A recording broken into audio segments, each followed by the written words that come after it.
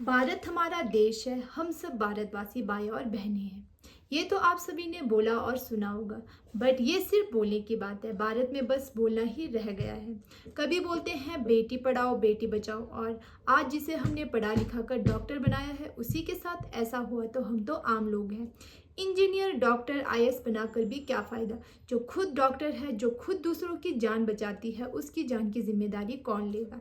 क्या हम आज़ाद हैं? क्या हम सुरक्षित हैं? लड़की पैदा होते ही कुछ माँ बाप कहते हैं हमारे घर में लक्ष्मी आई है, और मन में ये दुख रहता है कि कहीं हमारे जिगर के टुकड़े के साथ भी ऐसा ना हो जाए। ये सोचकर मन में अजीबो ख्यालात आते हैं और मन ही मन हम बहुत ज़्यादा दुख होते हैं कि हमारी भी एक बेटी हुई है। तो बेटी बचाओ बेटी पढ़ाओ का आंदोलन तो बहुत चल रहा है, बट ये क्यों नहीं हो रहा है कि आज हमारे देश में बेटियां आज़ाद क्यों नहीं है। इतने सालों में कितने राक्षसों ने हमारे घर की लक्ष्मियों को छन्नी किया होगा। हम अपनी बेटियों को पढ़ाना चाहते हैं, आज़ाद देखना चाहते हैं। आज हम अपनी बेटियों को पढ़ाने के लिए बाहर रह रहे हैं, और कब तक हम अपने बच्चों के साथ बाहर रहेंगे। मैं खुद एक छोटे से गांव से हूं, और कभी ना कभी तो मेरी भी जिम्मेदारी होगी कि अपने घर को संभालने की। तब मैं अपने घर को संभालूंगी या अपने बेटी को। तो आज अगर हमारे देश का कानून सख्त होता तो हम माओ को ये नहीं सोच पड़ता कि हमारे पास भी एक बेटी है। कहा तो ये जाता है कि बेटा बेटी एक समान है, बट ये सभी चीज़ों को देखकर तो ये नहीं लगता कि बेटा बेटी एक समान है। तो हमारे मन में भी ये डर रहता है कि हमारे पास भी एक बेटी है, कहीं उसके साथ भी ऐसा ना हो जाए।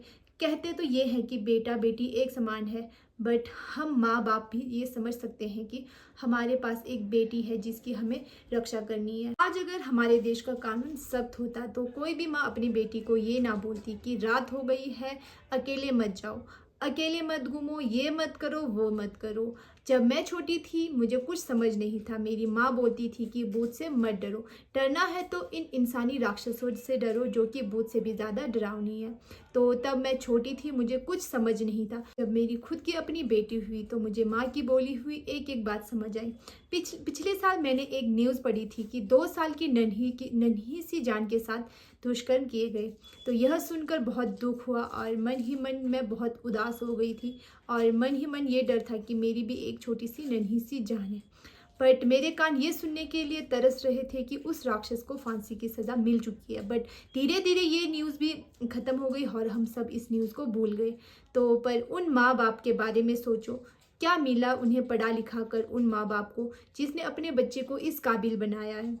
क्या वो आज़ाद रहे, क्या वो आज़ाद रहेंगे जिसे हमने आज पढ़ाया है, लिखाया है, डॉक्टर बनाया है, इंजीनियर बनाया है।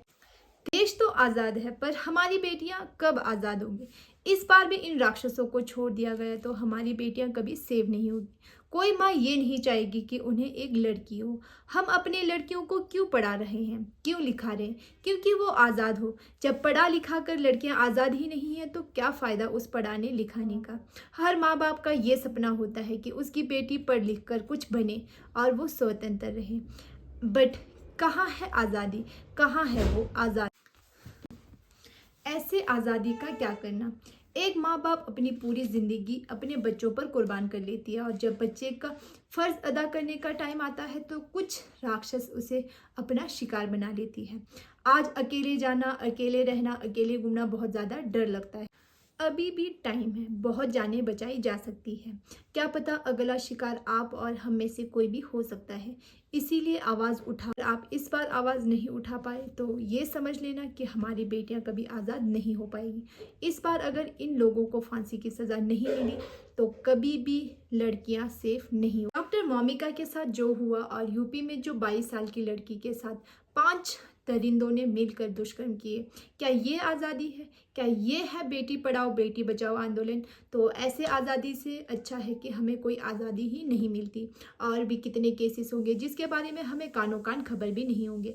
ऐसे राक्षसों को फांसी मिलनी चाहिए। ऐसे राक्षसों का हमारे देश में कोई जगह नहीं होनी चाहिए। ये वीडियो मैं अपनी बेटी के लिए बना रही हूँ ताकि आने वाले कल में मेरी बेटी भी सेफ रहे और आज़ाद रहे, आज़ाद घूमे, कुछ भी पहने, कहीं भी जाए, कहीं भी घूमे। मुझे ये बोलने की ज़रूरत नहीं होनी चाहिए कि तू ये मत कर वो मत कर। मैं चाहती हूँ कि मेरी बेटी आज़ाद रहे, सेफ रहे। तो अपनी बेटियों के लिए एक आवाज़ ज़रूर उठाएं, और ये वीडियो जितना हो सके उतना ज़्यादा शेयर करें। धन्यवाद।